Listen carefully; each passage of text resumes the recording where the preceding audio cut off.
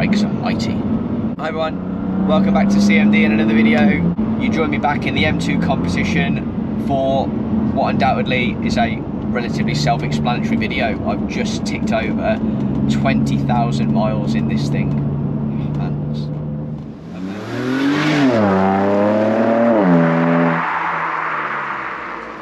For me, I've always been a BMW fan, and more recently, leading up to this car, had a number of different BMW models, everything from a 120D, a 330, a 640.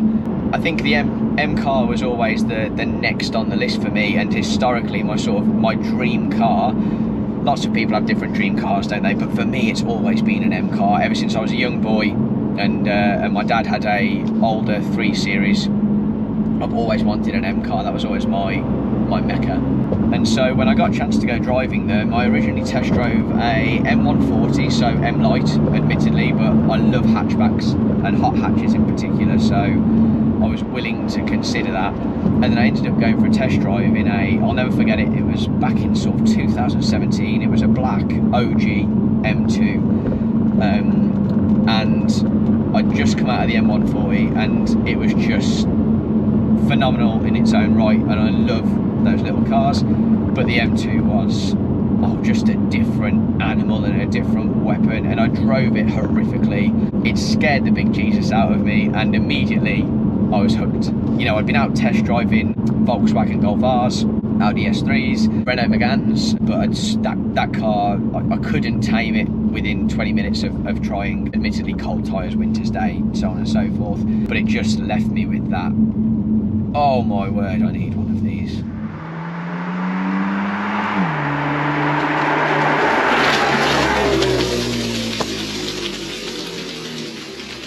Fast forward about another 6 months, and I ended up in a OG M2.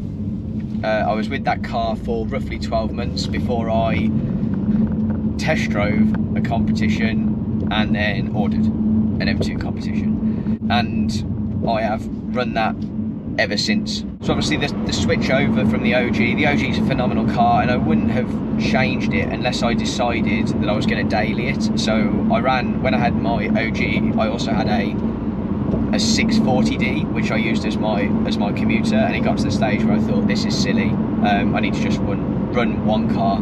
The thought of getting rid of the M2 can only be likened to selling a child, and the competition, when I test drove it, sort of had that more compliant, grown-up ride about it, which meant that although it's not anywhere near as comfortable as a 3 Series, 5 Series, 6 Series, whatever, it meant I could tolerate it on the long journeys, and then come sort of track day, road trip, B-road, it would do absolutely everything. And so, test drive done, decision made, car arrived, waved goodbye to the OG, moved into the competition. That was 2 years ago, and 21,000 miles. Now, spec-wise, I went a little bit crazy. Dangerous thing, a spec sheet, especially in the hands of someone who's besotted by the item in the first place. All the packs you would expect, including big brake kit. Common misconception, a lot of people say to me they're carbon ceramics, and they're not. They're just 6-pot at the front, 4-pot at the back, rather than the stock 4-pot, 2-pot that you get as standard if you don't sort of upgrade. There's arguments for and against. Obviously I've heard it's heavier rotating mass. I believe that they more than make up for it. The stoppers on this are phenomenal, and I'm really glad I went for those. They're a good shout. And a sunroof, which is something else I didn't have in the OG, but this thing is amazing in that any time of the year, I genuinely open that every day. Even if it's cold, I would just tilt it to get some fresh air into the cabin without having to open the windows.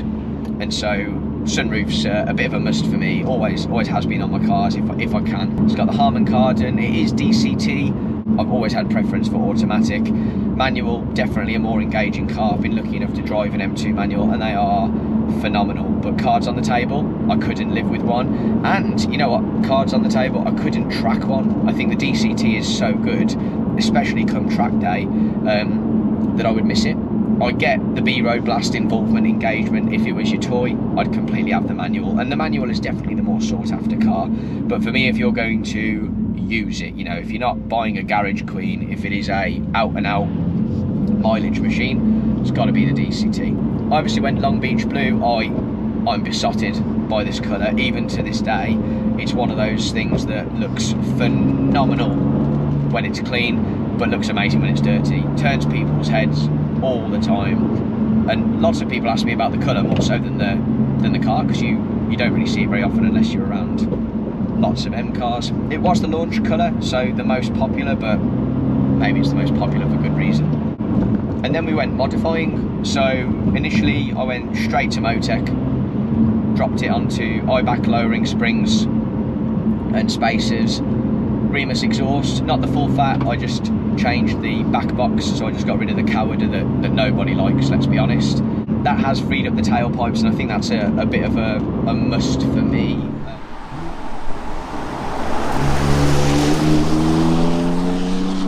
And a ghost immobiliser fitted. That was a piece of security and peace of mind for me. You know, the car's desirable. Car thefts, they go up and down in your area, but they're always around. And for me, if you know, just a way of me keeping the car safe on top of another of other things that you can do.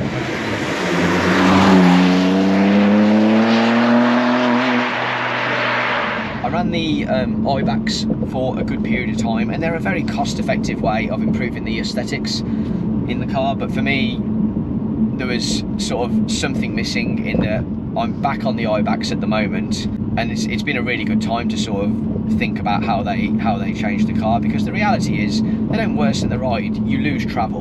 And the ride on the M2 out of the box isn't bad, the handling's not awful, but it is very much geared towards sort of understeer.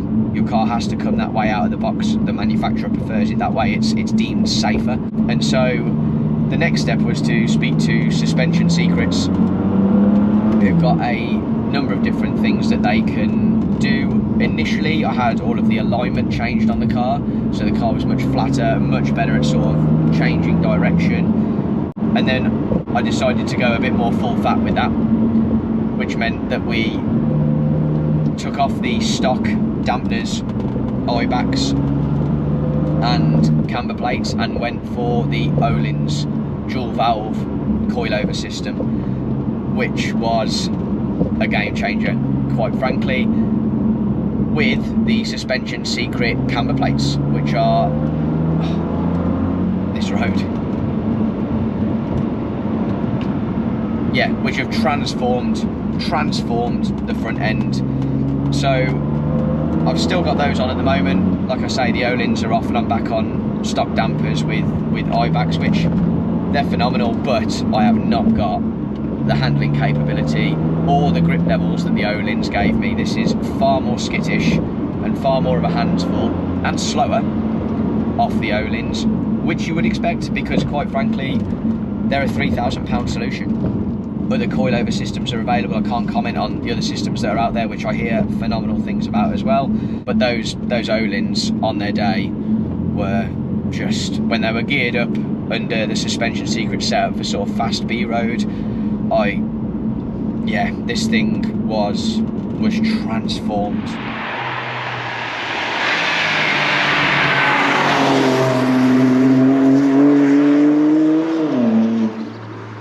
Is it expensive to run? Well, subjective, admittedly, because it depends how you define expensive. You know, compared to your 120D, definitely. Reality is there's a 50 litre fuel tank that will get you anything between 150 and 250 miles, depending on how you drive it. You're probably going to get about 200 miles per tank as a bit of as a round average. That tank comes in at well over £50, probably closer to about 65, 70, depending on where you fill up, and the cost of fuel at the time. At the moment, November 2021, rather expensive, especially for premium. You don't have to put premium in the tank, but you should. The car will run better on it, it's better for the engine. It can survive on the normal stuff, but it'll run coarse, and you'll notice the difference if you put the proper stuff in the sort of performance. It feels like it's just got a bit more shove and a bit more eagerness. It is noticeable. Road tax, you know, £450 a year, I think, and then obviously any servicing, repairs is standard BMW. Tyres, you should invest. These cars come out of the box with a good set of Michelin Pilot Super Sports. I've still got them in my garage that I use for sort of summer track days. They're phenomenal tyres, but my word, they're crap in the wet and the cold, which is, if you live in the UK with me, how they will be 90% of the time, even in the summer, because they'll take 15 minutes to get up to good temperature. Don't get me wrong, when they stick, they're phenomenal, but you're going to have to work really hard to get them to stick.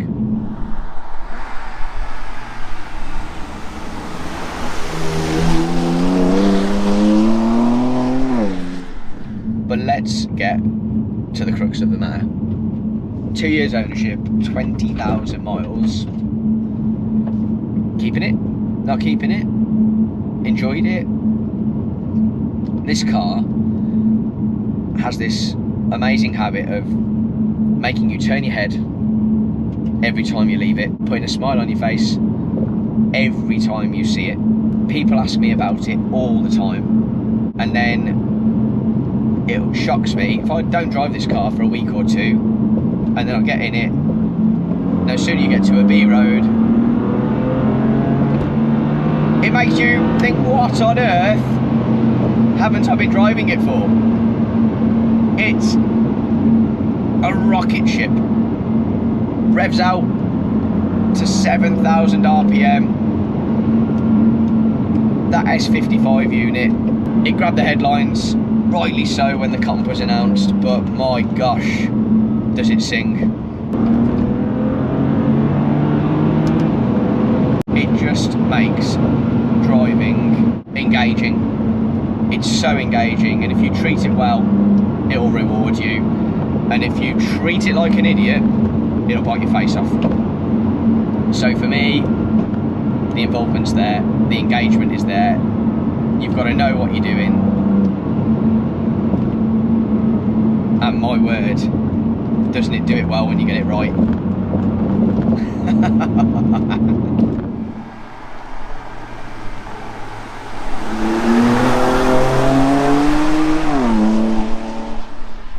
It's just phenomenal, and this is part of the problem. I've owned the car for 2 years, arguably because of where markets are at the moment and the price of the car, could be a good time to change.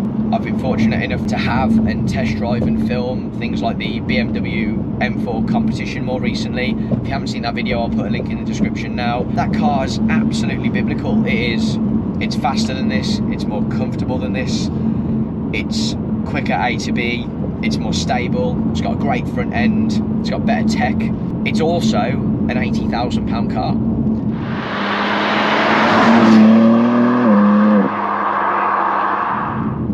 You can pick one of these up right now for 40,000 for half the price, and it is not half the car.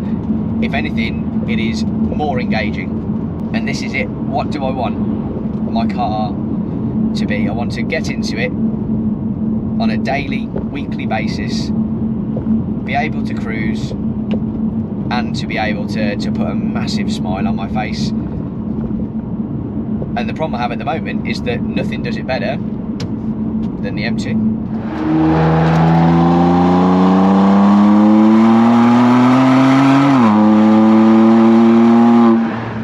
So for me, whilst it is a 20,000 mile video, this could very easily have been the case 10,000 miles ago, 30,000 miles in. I genuinely can't see myself changing that opinion. doesn't mean I won't change it, but I can't see what for at the moment. Again, I've been really fortunate. I've been out more recently in a Porsche 911, a Porsche Cayman GTS. What an amazing car. So engaging, so brilliant, but no sooner I drove this car home, I'm not replacing it. And this is more me. And again, it's preference, isn't it? But this is more inner hooligan than the Porsche, which is very, very capable, very, very grown up, very engaging, very beautiful, etc. But it's not going to do what this car does, which is when you get to a national speed limit sign, casing point 1 coming up, you drop it down and you go, you've got to wrestle with it a bit, and it'll do it. It's just amazing.